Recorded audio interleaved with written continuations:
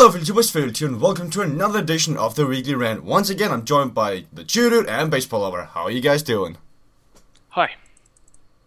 I'm alright.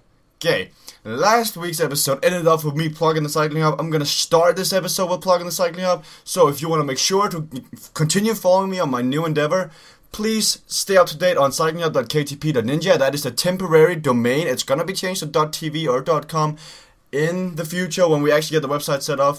But as you see, what? Cyclinghub.tv, that'd be sick. We'll see. Right now, we're still working on getting the functionality working on the site. As you see, the videos aren't really working yet. We got the Twitter feed working. We got the Twitch thing set up. We got Facebook set up. We got the tabs currently on the way. Like, they're slowly progressing into working. You can take a tour of yourself on this website. It's gonna be cool. It is still a work in progress. The estimated day of release is going to be near Christmas, so look out for that. We're going to have it ready for the next season. But enough with the Cycling Hub. Now, let's continue on to today's topic, and today's topic is going to be this year's awards. It was recommended by Bronson Omoregieva, which is a really long and weird name, but thank you very much for giving this idea. So, we'll start it off with our very first award, which is going to be the top rider of the year. And Baseballlover, will you run us through the nominees for this one? So, first we have Alejandro Valverde, who was very consistent this year, and he was definitely up there. He didn't do extremely well in the Tour as he could have done, but he was right up there. He was up there in the Vuelta, so good consistency. Marcel Kittel for dominating 99% of sprint races he was in. Greg Van Avermaet, really good rider. He's been up there in all the one-day classics and stage races. He attacks a lot in Final Ks. He's a really versatile rider. Kristoff is just absolutely dominated in every way the last couple of months. And Vincenzo Nibali for winning the Tour de France. And finally Simon Gerrans, because he just had a really good year. Yep, and guys, we don't actually, we come with our suggestions who we think will win this in our arguments, but you in the comment section will have to list these in order from like 1 to 10 on who you think deserves it. Then we'll tally up the votes, and in next week's episode, we will look and to see who won each award. But Chu, who do you believe needs to win this award, top rider of the year? I was just looking at the list we gave. We forgot to mention Alberto Contador, and he's won the Vuelta. He's got the most points throughout the year. He's won the CQ rankings or some sort of award. He was second, I think, behind Valverde. Yeah, so he's been one of. I have him as the top because he won so many stage races early on in the year that a lot of people forget. And he also won the Vuelta. Who would have thought someone breaks a leg in the Tour and comes back and win the Vuelta like that? I mean, he beat Froome as well in the Vuelta and Rodriguez. So I really like Contador. I like the year he had. A really big bounce back year compared to last year. You know, after last year, everyone thought, "Oh, he's done. We won't see Contador podium again in the Tour or any Grand Tour." And he goes out to win one, and it was sad that he crashed out at the Tour. But yeah, still had an amazing year. Okay, who do you think deserves to win this award, Baseballlover? I think that the top rider of the year was No, I'm not going to say it. Okay, so I think that the deserved winner of the award this year, first off, I would think Kristoff, but if you look at his first half of the season, he didn't do much. So I think you got to give it to a guy like Simon Gerrans, just because he did so much throughout the season, and maybe it's just because he's Australian and they have weird seasons, but he did well throughout the whole season, and other guys like this kind of focused on a couple of things. Kittel did not make it through the Giro, so I give it to Gerrans. Okay, that's very valid. I see both your points, but I do believe that Valverde deserves to win this. He did also, real life, Contador got the Ballon d'Or, means that he was the best cyclist of the year. But I think Valverde needs to win this. I know I bashed him in before, but he did so consistent this year. He managed to win the overall points classification in the Pro Tour rankings. And when you manage to win that by the gap that he won it with, I think he won it with 800 points down to Contador. And that is quite the amount. So therefore, my vote goes to Alejandro Valverde. But if you believe otherwise, put it down in the comment section below.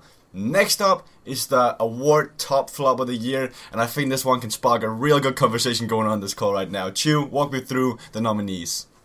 Okay, we've got Valgren Rodriguez, Betancur, Kreuziger, Daryl Impey, Dan Martin, Chris Froome, Mark Cavendish, Rui Costa, and Andy Schleck. So,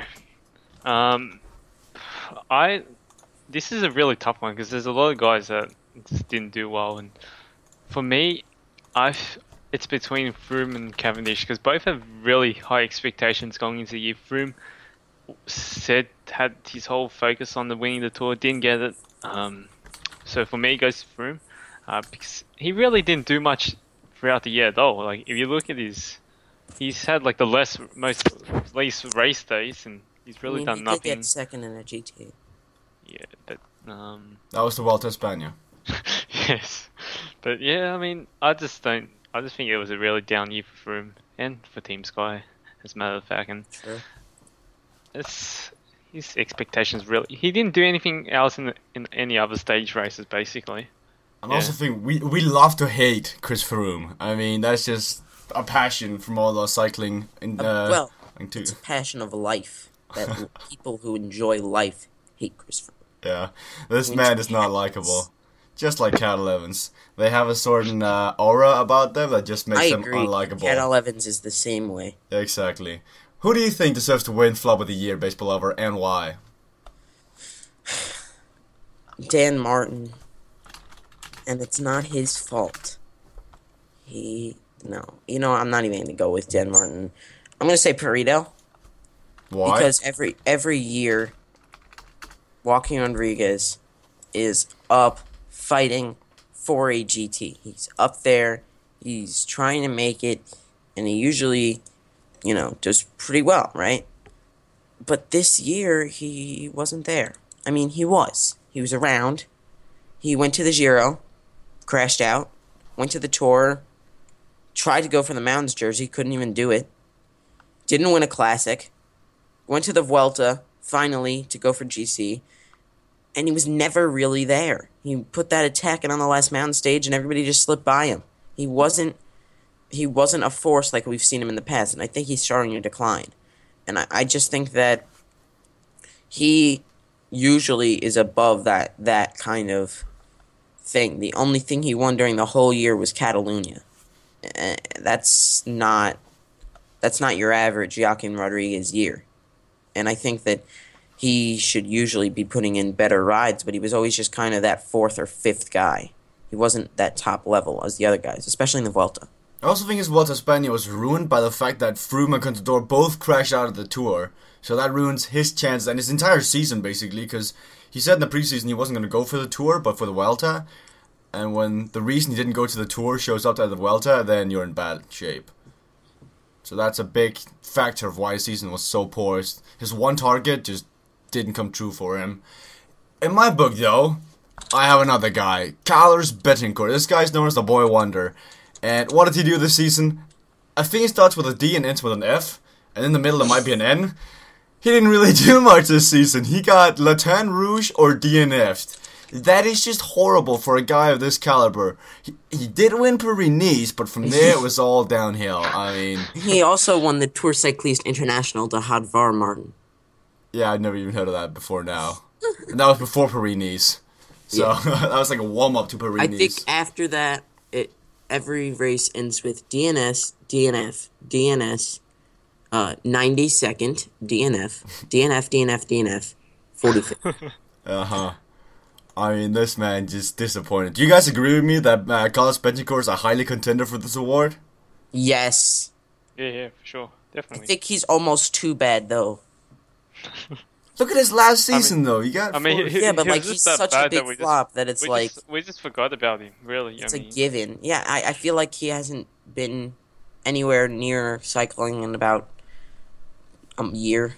So you say he shouldn't win this because he already flopped last year? No, I think he's just gone from cycling and he'll never come back. And so it wasn't like a bad year. I think he's dead. Damn. I see your point, though. I see your point. He wants to go party in Colombia, and he can do that with the lack of money that he'll have because he will have no money left. and that's just it. And he can live life that way until he goes bankrupt, and then he'll commit suicide. I just noticed something. Why does this man want to go party? He's got the worst looks of a cyclist I've seen in a while. He's extremely heavy. I mean, I haven't done physical activity in about 3 years, and I don't have as big of a gut as that guy. So. And his hair is horrible. I've had hair like this. I have had hair. Like, let me find that picture. Why? I don't know. There's Why would plain you ever laziness. do that? That's bad. Don't do that.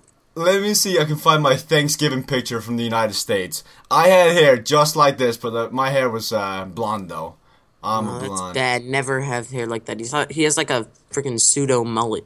Okay, yeah, it's just bad. It is just bad. Okay, so this was when my hair was still growing. Like, this is before full mullet time. This is me, and then compared to Betancur. Wish I could see it right Well, if you have me on Facebook, we'll see it on the video. Yeah, but now let me find a picture. I should have a picture somewhere. Okay, this is exactly it. This is me from the side. This is at the world, not the world championship, the state championship football game. This is the exact same hair as Betancur. And it's just ugly. I've had it before. It is just ugly. So, Betancur, why did you have it then? Your cycling choices and your hairstyles suck. Was that like a thing? Like, was that a Nebraska trend? No. The Nebraska Terpstra have no hair at all. Like, they used to just cut it real short, like army style. But I was just lazy. I didn't really want to go get a haircut because you didn't really know anything. Like, well, let's just do the one haircut a year thing, like most people do. I'm just kidding. I get one haircut like a month. Yeah, me too. I need to do that, otherwise I get that. I actually had a mullet for a short while. We should have made an award, worst hair in cycling. You. Yeah, I've had a mullet. I had such long hair in the back that I just cut off some of the hair in my front, and I look like Billy Ray Cyrus. Oh my god. That is the worst thing to do. Never do that. Well, I did it. Next up is the biggest surprise of the season. I will run you through the nominees for this one. Fabio Aru, for having one of the best Giro d'Italia in a while. Well, he's the best one in his career, basically. I believe he got second behind Quintana, and he only lost because of that snowy stage. So he got cheated out of his first Grand Tour victory. I don't think so. Well, my personal opinion. Next up, Niki Terpstra for winning TheChudude a lot of money and winning Paris-Roubaix. Omega Pharma Quickstep is filled with talent regarding cobblestones like Gashnik, Stibar, and Bowden and others, and for him having the chance to actually win Paris-Roubaix and going out and winning it was a huge surprise to me. Next up, we've got the two Frenchies from 82R. We've got Jean-Christophe Peraud and Romain Bardet for putting in a really good Tour de France, surprising everybody, but that's mainly due to the fact that Froome and Contador left the race, otherwise it would have been like 5th and 6th, 4th and 5th maybe. Then we got Thibaut Pinot, another Frenchman who also surprised in the Tour. We all joked about his horrible downhilling, but then he showed in the Tour de France he could finally go on the attack, and that is the definition of a surprise, doing something we did not expect. Yeah. Last but not least, my personal touch to this award, Tim Wellens. You guys might be like, what did he really do, Philiot? Well, the fact is, he was so active. Like, he won a stage in the Giro d'Italia, he was active in the Classics, he was active towards the end of the season, he did something throughout the entire season, at least he was on TV. And for me, I did not expect Tim Wellens to do this. I know some Belgians did, but I didn't. Baseball Lover, who do you think deserves the Surprise of the Year award? Surprise of the Year should go to Peraud. In my opinion, Peraud, most of these guys on this list are either young guys, well, they're all young guys, except for Peraud. Peraud was pretty good a couple of years ago when he first came into the sport as a mountain biker, and then he declined, and now he had like 76 climbing in the last DB or something, and then boom, podium. Suspicious. We're not going to go into that today. However, it is definitely surprising compared to his evolution of his riding throughout the other points in his career. What do you think deserves this award to you, and why? For me, it goes to Aru. I don't see anyone really surprised me that much besides Aru. Like, he really stands out to me like far ahead than anyone else, because like we didn't expect him to do well at all in the Giro, and the Giro he had was amazing. Like, he really showed like he's going to be a genuine force in the future, and we didn't expect that going into the Giro or going through the at the start of the season as a fact. And I really like Aru's year. He's going to be a gun, and we saw that at the Vuelta as well. I mean, he just wasn't near Froome, but he's close. He's right there. I feel like in the next couple of years he's going to be definite GC contender. He probably could win one in maybe 2 or 3 years. So I really like Laruzier because most surprising to me. Definitely. The fact that he got 3rd and 5th in 2 Grand Tours in one season is just amazing. Can't wait to see what he's going to do next year. And my vote also has to go with Fabio Aru. I know I put Tim Wellens on this list, but where the company's got on this list, he doesn't deserve to win this. Fabio Aru came out of nowhere, did really well, and next year he's going to be helping. He's going to go to the Giro d'Italia to try and win it, and he's going to go to the Tour and try and help Vincenzo Nibali. And I think he's going to be a force to be reckoned with. They could try and do the full-sang Nibali thing and get 1st and 2nd, which they were originally trying to do. And I think it's much more possible that Aru is going to get 2nd, that full-sang is going to get 2nd. So I think Aru deserves the prize of the year. Next up, best moment of the year. Chu, why don't you run us through some of the best moments of the year? Okay, we got stage 5 at the Tour. It was the wet and windy day for where Froome crashed, but Nibali kind of really secured his spot at the Tour, and it was the cobblestone stage. And I don't know if this goes down as the best moment, because it seemed like it was some really good cycling, and then again, we had someone like Froome crash out, and that just ruined the Tour de France, really. So it was a good stage in itself, but it kind of ruined the Tour. And we got the Ronde van Vlanderen, Tour of Flanders. Very one of the more exciting days of cycling we'll ever see. It was probably one of the most exciting races this year. Peraud was really good, and the Critirium Dolphine was amazing. That was probably the best cycling we saw all year. We saw the 2 big guys we expected to see at the Tour really battle it out, and it was attacks after attacks, what we all like to see. And for me, my favorite best moment was definitely the Dauphiné. This one just sticks out, like Froome and Contador attacking each other. It's like Andy Schleck and Contador going at each other at the Alps. So the Dauphiné is definitely very, very entertaining for me. Best moment. Okay. So, same thing goes to you, Baseball Lover. Which one deserves it and why? Surprisingly, I'm not going to say Giro de Lombardia. However, I'm going to say Critirium de Dauphiné. I think that was my favorite race. Now, that pretty much goes in the same vein, though, because of a certain man winning it. However, I didn't like it because of that. I liked it because it had a bunch of quality stages. They did this thing where they didn't put a TT in it, and I hate TTs. Well, they did. The very first stage. Well, yeah, but it was like a tiny little prologue. Doesn't do anything. I hate when Dauphiné's like, we have one mountain stage and a 50k TT, so what do you think is going to actually change anything? They had a bunch of mountaintop finishes, and stage 5 of the TDF I didn't like, mostly because, Talansky lost time, first of all. Second of all, it was just so obvious Astana doping. It was horrible. I just didn't like it. Mm-hmm. However, the racing, the first 2 mountaintop finishes were both attacking, great riding, strategic riding. They had a lot of different movements and such. And then the last mountain stage, of course, was just crazy. So it really showed guts, determination from like everyone involved, and showed aggressive riding, taking a great stand. I liked it. I thought it was great. I agree. Let me just also run through these 4 things. Baseball Lover did very well. Let me do it as well. Stage 5 of the Tour de France is going to be nowhere near the top of my list because, full saying, I lost all respect to you. Some of you I might have been saying in the past, well, he's a good cyclocross rider, or whatever but mountain bike rider. But no, just no, stop it. Also, the fact that Last Boom was obviously riding to get another contract by helping these 2 guys, disgusting. He was rumored to Astana at the time, exactly. So basically the top 5 were Astana guys. It's really disgusting. They scouted that race, or they did something else, who knows. Next up, and the best moment of the season, Ronde van Vlanderen. I gotta look at this from a cycling hub point of view, because I do most of the cycling hub. We uploaded a record high 38 videos that day. That's how exciting that stage was. 38 videos! That includes a 50-kilometer video, final 10-kilometer video, final 2-kilometer video. That's 3 videos.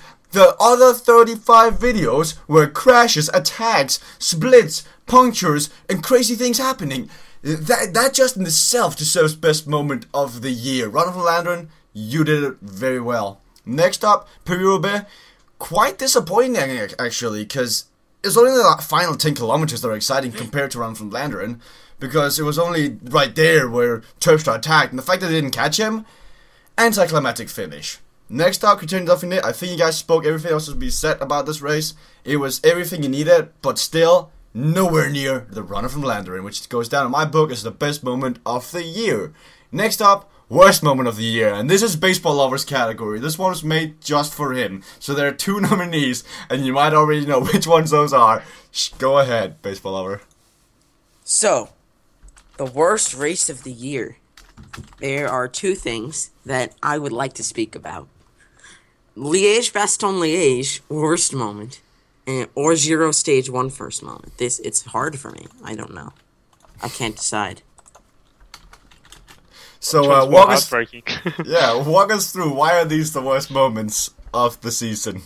Well, they share one thing in common, first of all, and it's that Dan Martin crashed out of the race. Mm-hmm. And so they are the worst moments ever. But also because in Liège, it was coming out that an aggressive rider would win it, and then it came down to a sprint because he crashed. And so that is sad. And with the Giro, it's sad because a team lost a lot of their most of their GC ambitions in one day because they brought 2 leaders to make sure this wouldn't happen, and then one guy crashed and the other guy lost 3.5 minutes. Sounds like a good plan. it's very saddening, and I think that in order for everything to be okay again, that crashing can't happen in the world ever. So you want to put up some non-crashing rules, or what? How do you want to make it? I want them to dope Dan Martin so that he can't crash. I don't know how that could be done, but it should be. He should get a TUE for it. He can get a TUE, and just like Froome did for EPO, and just give it to him, and then he won't crash ever. Actually, I think I have one worst moment of this season, and I think it also goes in the same category because it contains Garmin Sharp. Hesjedal's crash, where people thought he used an engine, is so hilarious because it's so stupid. And I did it with my bike. I crashed on my bike like a couple of weeks ago. It was like the last ride I was gonna do of the year, so it was kind of sad. And then I crashed it, and the bike spun, and I was like, are you kidding me? This is, right now on screen you're seeing the episode in questioning right now. People thought that the fact that the bike kept moving was due to the fact of an engine inside the bike. I think TheChudude did prove that was right, though, didn't he? There is an engine, I mean, I've got the exact bike. The Chris Horner blow dryer engine. Let me find your channel and show you how Chew replicated that exact event. Let me see if I can find it. Did you remove the video? No, wait, it's just got a different thumbnail. Wait, let's see. So here it is, on screen right now. You're seeing Hesjedal's bike, and of course we see the engine right there. The hairdryer is definitely obvious. That he got from Chris Horner. Exactly. That's just obvious. Just disgusting, Hesjedal. We caught you in action. I'm just, in all seriousness, no. That just shows the mindset. Oh my God, it's so stupid. It shows the mindset of what cycling is at this very moment. It's just that, that guy cheated, obviously. Something is unexplanatory, he cheated. Same thing with doping, this guy came out of nowhere, he doped. And I'm guilty of this as well. But that is just plain ridiculous. Yeah, I mean, I do that a lot with doping, probably more than I should. But this is just, like, seriously. He had a motor in his bike because the pedal crank kept spinning when the wheels were spinning, right? And it just makes sense. Like, if the pedals are in... It's called... the laws of physics. Newton did this. So, you could say that these pedals are orbiting around the crankset. And so, if there's nothing to push them back, they're just going to keep spinning. Exactly. until the bike comes to a stop. Physics 101 right there. Professor Baseball. It's called the law of inertia. It is funny, though. It's just a simple Newton thing. Well, the funny thing is, though, the amount of people that thought he actually cheated was just horrendous. Like, 417,000 people watched the video of Alex Rasmussen proving that Hesjedal didn't cheat. That's how many people needed convincing that that's how physics work. What kind of society do we live in? I mean, oh, you guys are stupid. Sorry. Move on to the next category. I guess two should have a word in this. What do you think is the worst moment of this year? For me, it's when all the guys crashed out. Like when Continental crashed out, it was the worst moment. Like a bad moment, and then when Froome crashed out, it was also a bad moment because that just ruined the race. Like I was so pumped for the Tour, and when each one of them crashed out, I was like, this is going downhill. Like when Continental crashed, like before that, I was so excited when Continental attacked and got a little bit of time on Nibali because Nibali still had time overall on Continental, but Continental was like slowly making time up on every stage, and like when he crashed, it just ruined the Tour. That was a pretty bad moment. It takes away the good moment. That moment. So I agree. So speaking about crashing, did you know that Froome has crashed out of 7 straight World Championships? Or not crashed, but he has DNF'd. Like yeah.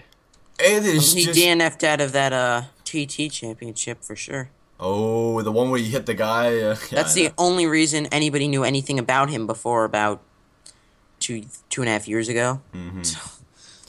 It's just funny, though, because even the one in Denmark, the flat one, he DNF'd out of. Why? It was a sprint!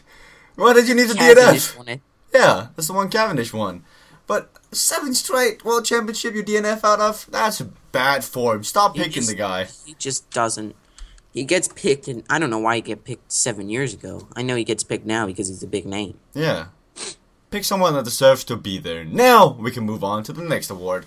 Next up is the Best Neopro. We have 2 nominees for this one. Baseballlover, you want to walk us through these 2? Yeah, so first we have the Neopros, and the best ones, according to us, are Michael Valgren and Adam Yates. Valgren, obviously, of Tinkoff Saxo. Sadly. And he's gotten good results, as well as Adam Yates. Over his brother, he's just been a great climber, and really shown well. He's been attacking ever since he got his contract with Orica, so those are 2 nominees. And who do you think deserves to win and why? Adam Yates, I think that he's been just a really solid rider. He didn't show much in GTs, but you shouldn't expect that at all from a first-year Neopro. I think that as a just young guy, he's been getting in there, he's been attacking and gets good results. He got a couple of stages in some smaller races, and he put the effort out there. Simon didn't really do as much, in my opinion. I think that Adam is emerging as the better of the brothers because he's more of that GC threat, and I think that in the future he's more of a climbing GC threat than Simon and then a lot of the other guys on Orica. So I think he'll be their GC guy in a few years. Chu, you are the expert on Aussie guys or Aussie teams.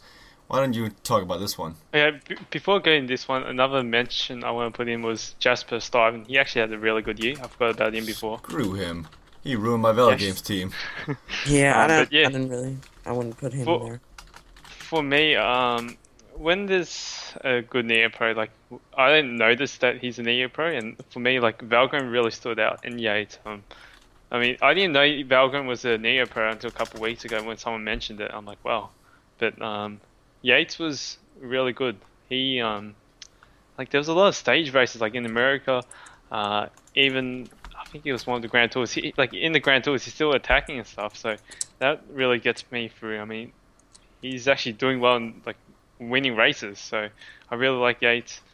Even in the stage races early on this year, I think it was Tirreno or Nice or something like that. He did pretty well. So it was Dauphiné. He got 6th. Yeah, he was in the break with Talansky that day. He was also on my Velo Games team, and that's why I was 2nd in the world for that Velo Games. That could also be one of the best moments of this season. Baseball over getting 2nd. Best moment. Getting 2nd overall, winning 2 mini leagues.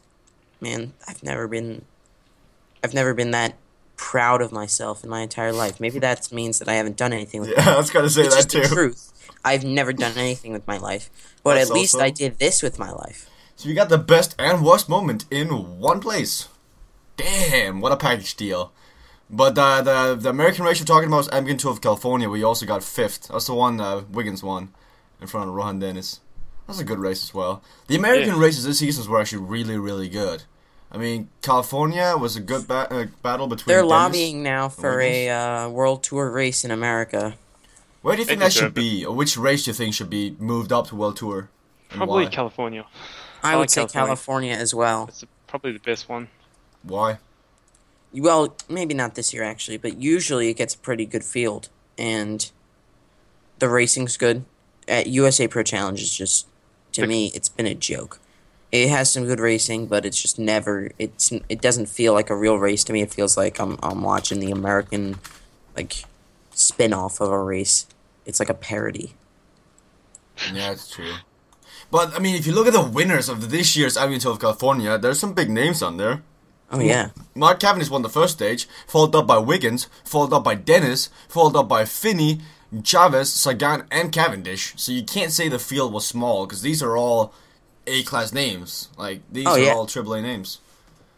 So, it's quite the crowd they got in the end. But I honestly think the Tour of Utah deserves it.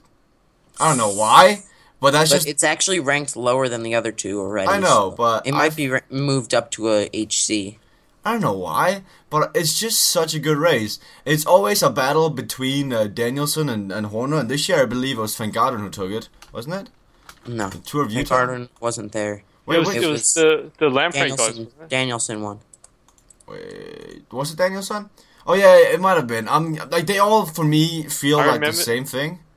It was like Horner and Anacona battling it out with Danielson and the other old American guys. Yeah. And oh my gosh, stage 7 could actually go down. I don't like Cadel Evans as a rider, but his performance on stage 7, let me see if I can find stage 7 of the Tour of Utah, where he came back on the downhill.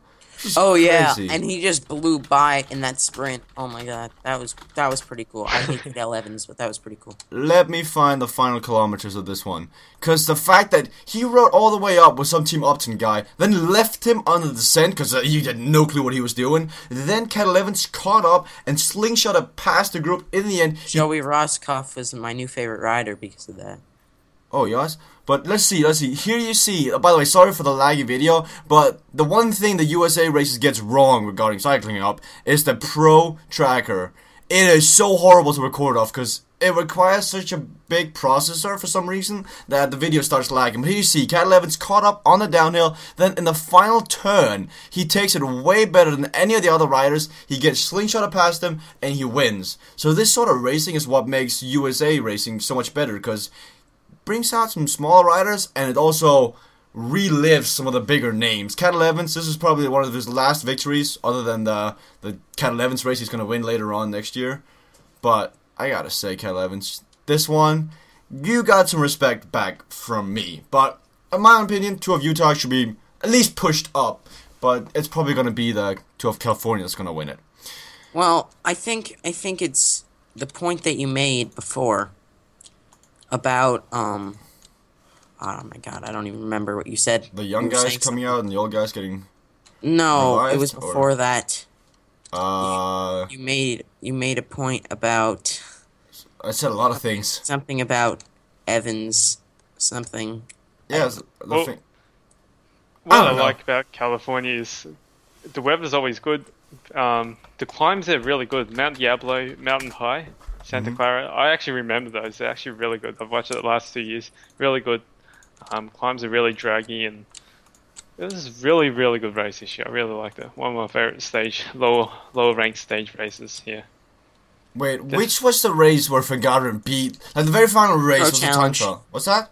Pro Challenge. Because that was also not a bad race. I mean, there was some celebrating, but he did pretty good. I mean, that was some exciting. That's an exciting time trial because he beat like the record on that mountain because they use it every single year. That's pretty fun. But I think we got off topic quite a bit with the best Neopro to American cycling right there. So Oh yeah, here's what I was gonna say. The pro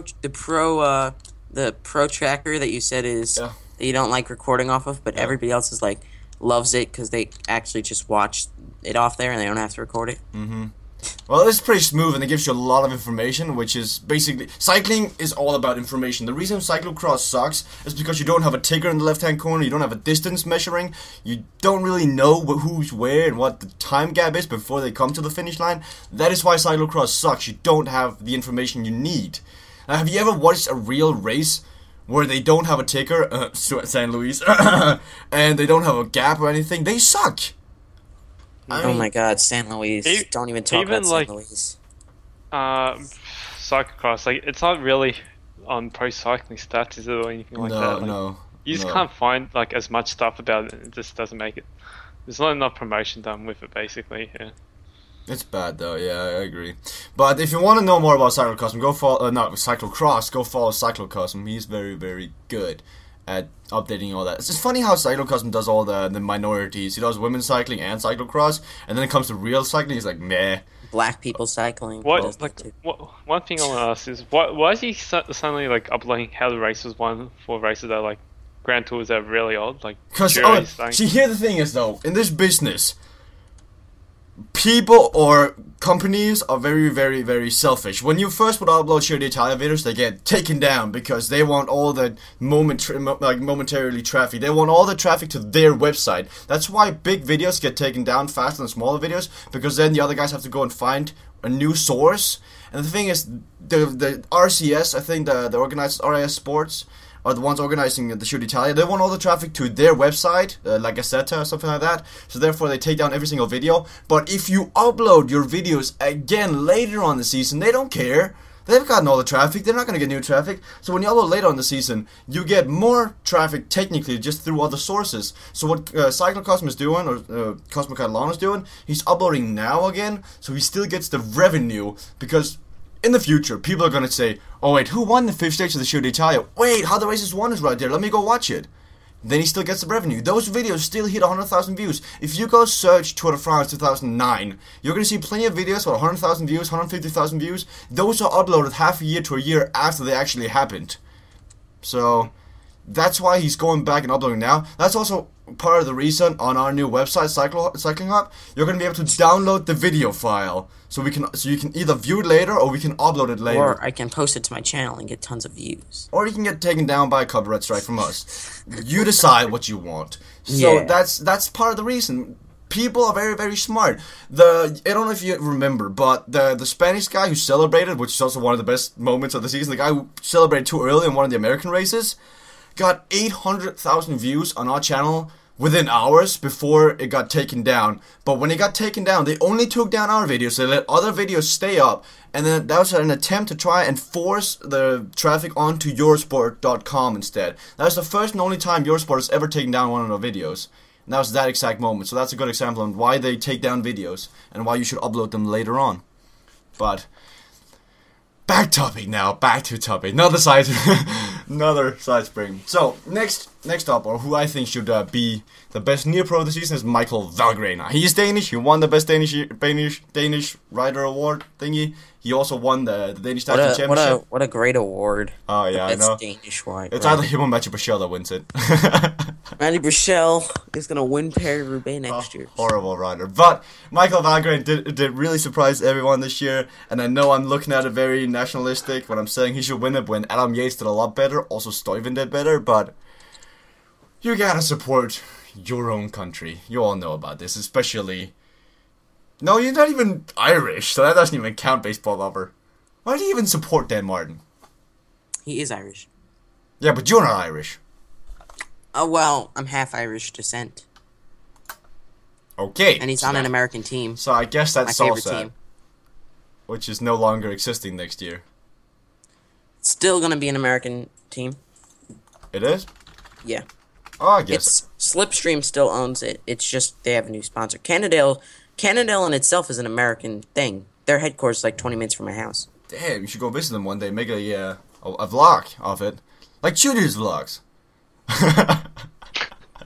Caleb Ewan here. Yeah, the Caleb Ewan vlog. Speaking of Calvion, let's move on to the next category. Best Stagire of the season, and I have spoken about 2 out of these 3 guys, but I think we should give this one to TheChudude, because you already know Calvion is on that list. Talk about the 3 guys on there. Yeah, we got Calvion, Dylan, I don't even know. Theuns. Yeah, something like that. And the other guy, I can't even say his name. Tiesj Benoot. Yeah, I guess I should have taken this one. So, I guess let's just speak shortly about Calbevon's season. Okay, he came in late in Beijing. Did pretty well. I mean, he was in a couple of sprints, didn't get the win, but I'm sure we'll see a lot more from him. Like, for me, in the sprints he had this year, he had, like, Dale Impey leading him out, but that was it. Like, he had Impey from about 1.5k in every single sprint, and Impey was dead within 500 meters to go. So he really didn't have a lead out at all, and he still did pretty well, and pretty happy with how Ewan did. We're going to see a lot more of him next year. I'm sure he'll get a stage win sooner rather than later. Yeah. Oh, I gotta find him. There he is. Okay, I guess I will slowly talk about these other 2 guys, because I seem to be the only one knowing a lot about these guys, or at least paid attention to them. So, I know you guys should know that I've spoken about these guys in the past, Tiesj Benoot and Dylan Theuns. But Tiesj Benoot riding for Lotto Belisol and Dylan Theuns riding for BMC are both Belgian Stagires that had to...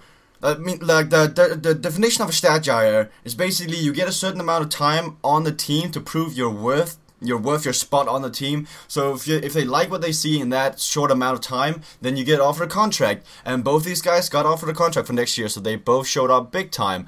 Tiesj Benoot riding for Lotto Belisol didn't win a stage, but he got 4th in the under-23 road race in Ponferrada. He did really good in the Tour of Denmark. Doesn't say a lot to you guys, that might be a little joke there, but he really showed up also on the big stage. He attacked a lot. He got 5th in the under-23 Liège-Bastogne-Liège, and I think he deserves a spot on the best Stagire list. Next up, Dylan Theuns.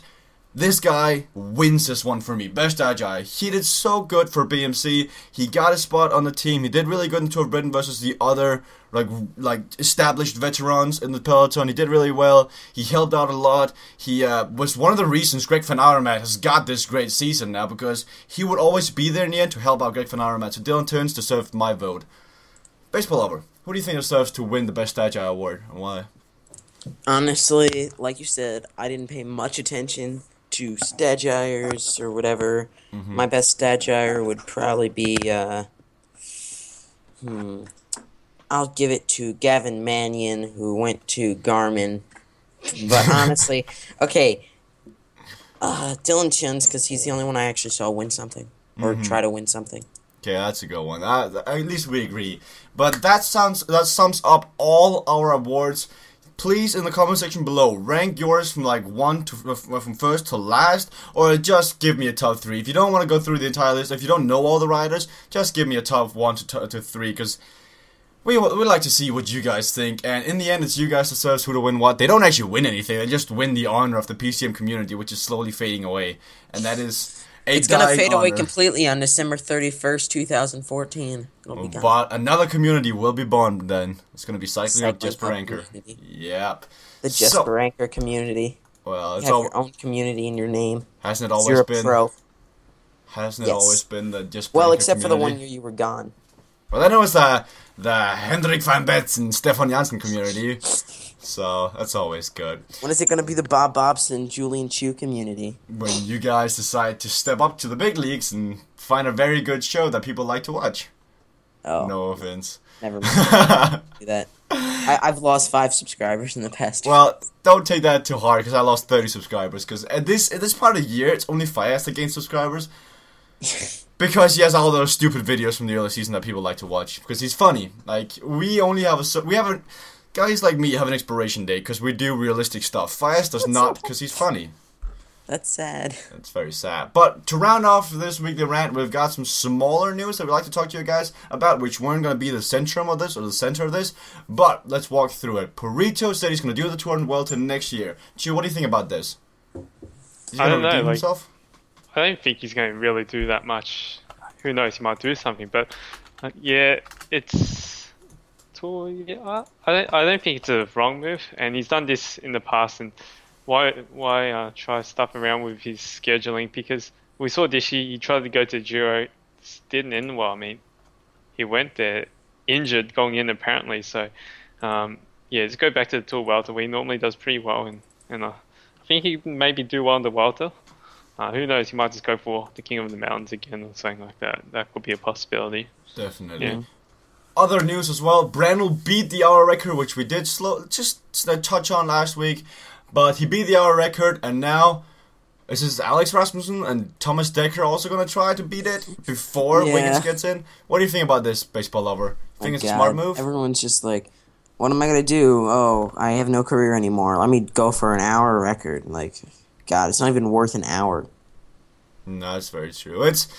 Since Jens Funk did it, it's now in trend, it's in fashion. It's like the ALS bucket challenge, ice bucket challenge. It's gonna be on Facebook for a short while, but then people are gonna realize this is stupid. This is not really working. Let's just forget it. The thing is, I think everyone's trying to get their name on the record books before someone like a Wiggins or Martin holds it for a long time. Because once they get it, no one's gonna break that for a while. Exactly. It's gonna be so tough. Yeah. I just. A guy keep going. Yeah, like a guy like Brandl, he's never going to beat Wiggins or anything. Why not just hold a world record? Everyone wants to hold a world record sometime in their life, and why not go for it when you have the chance? That's very true. But the thing is, though, I want to see somebody not get it. I want to see how funny it's going to be when one guy went for an hour, riding their heart out, and loses by 0.01 seconds. I know that might seem cruel to you guys, but I just want to see it and laugh at it, because such a small event, or it's a big event, but such a small record can mean so much to some riders. This is basically, it makes their career, how stupid it might sound, because they've been on television for an hour straight, only focusing about them. They've had interviews, the sponsors now know who they are, because they've been on television for an hour, and that means a lot in the industry of cycling. But it's funny though. Thomas Dekker and Alex Rasmussen probably both gonna be able to beat Brandl. Let's see how that turns out.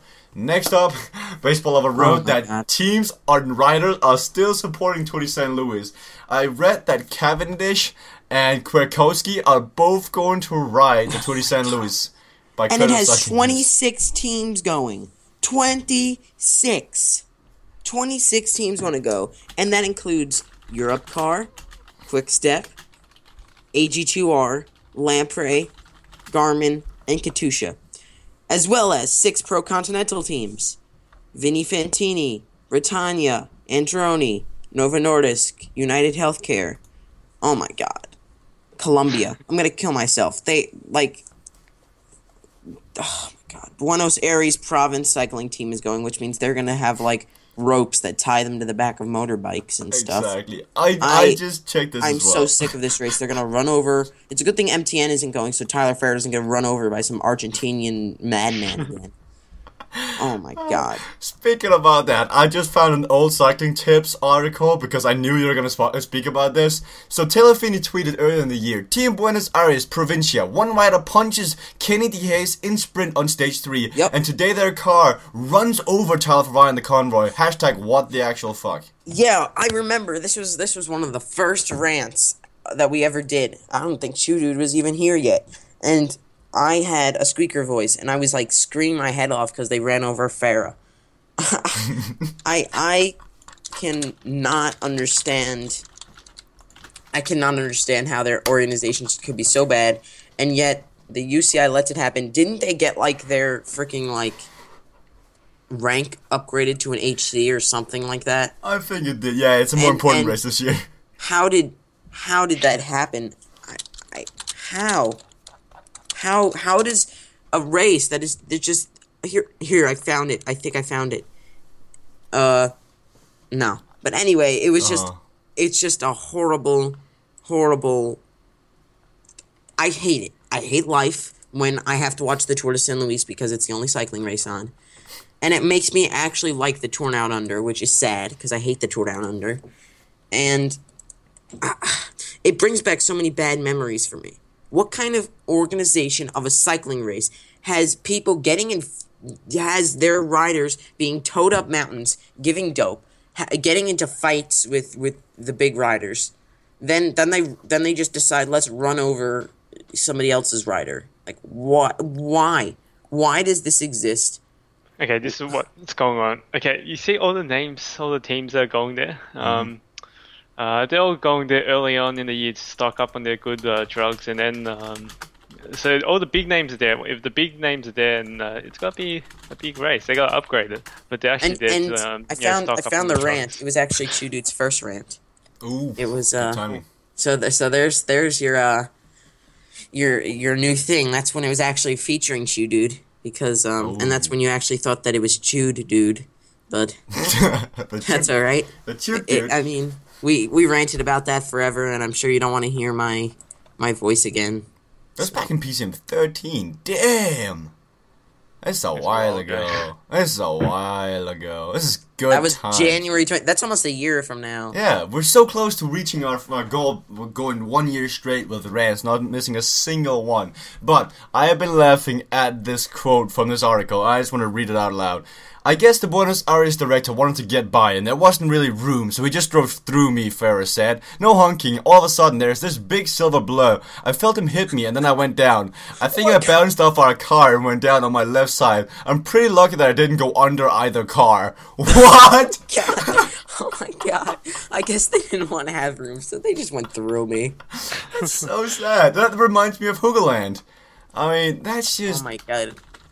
If this is before your time, I hope you look at this and you cringe, because it's so horrible. It's basically the exact same thing. This Friends 2 TV car wanted to get the best shot of something in the front, I don't know what it was, and then it's like, hey Fletcher, hit this, boink, and then he drives into Fletcher and Hoogerland. Hoogerland lands in the barbed wire, while Claire later on wins the stage, but that goes down one of the worst crashes in history. It's just bad. When there's not room, don't go through. So dumb. Also, this was the very first race that Phil Guyman actually did something good in Tour de St. Louis, so I guess some good came out of it. Except Diamond's now in the amateur races again, because he didn't get a ride with Garmin. Also, though, this was the first race that I actually commentated, like a real race I commentated. I don't know if any of you remember the video where there was... good. That was so bad. It was so bad. I'm gonna do this again next year, by the way. Because the coverage was so bad, and you're like, well, here's... Oh, I see a rider. Oh my god, he's It's riding. a motorcycle! I was Two mistaken. motorcycles coming up. Could there be a rider behind them? I guess not. I know. Since then, I've learned there's a time to be excited and there's a time to be calm and relaxed and composed. I now know the difference of those two. That's why I need a color commentator. So, to keep me calm and relaxed and on topic instead of going crazy when there's nothing to go crazy about. But that was the Tour de St. Louis. You need something to make small talk about, like real commentators do. They just make small talk about the race or something. You can't make the Tour de St. Louis exciting. It just can't work. I'll just go out and buy a volleyball and call it Wilson, and then I'll have my color commentator, a white commentator, next to me. Now, on to the very last topic of this week, the Vuelta a España. The next one is rumored to have 4 stages in Andorra. I don't know what effect this is going to have on the race. Andorra's a pretty hilly side, isn't it? I'm pretty sure it is. So it's going to be just the normal Vuelta a España stages. Hilly finishes, suiting more of the punchers and the sprinters. And I think we're going to have a very good Vuelta a España this year once again. But that is it, ladies and gentlemen. 53 minutes of the weekly rant. Once again, make sure you follow Cycling Hub for any news. I'm going to keep plugging this until we reach January, because this channel is going to become inactive, and I'm going to have a new channel which I'm going to be active on, doing real life stuff. The weekly rant is going to continue on there, so that's why I keep on plugging it. It's also going to be on this website if you guys want to see it then. So just make sure that you keep up to date, because the weekly rant is moving host, it's moving channels. So if you like the show, be sure to follow it on the next channel. Also, make sure to go to TheChudude's channel, who is still doing his funny videos. I saw you doing a video or two on the horse race that was here the other day that got 15,000 views. So if you're interested in horse racing, Oh my god. go to TheChudude's video. That might have been a tiny bit over the line. You might want to go to TheChudude's channel. No, nothing's over the line. If you're interested in fist and fights, or whatever, fist and grenades, what is it called?